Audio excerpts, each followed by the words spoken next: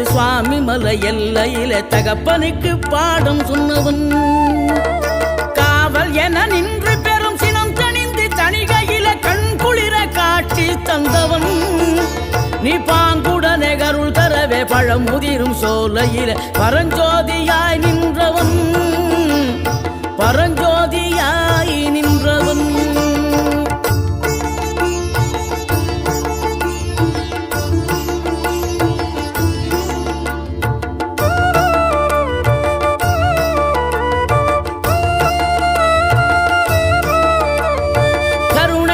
கமழும் அந்த அருணகிரி தமிழில் மனம் மகிழ்ந்தாடி நின்ற முருகன்.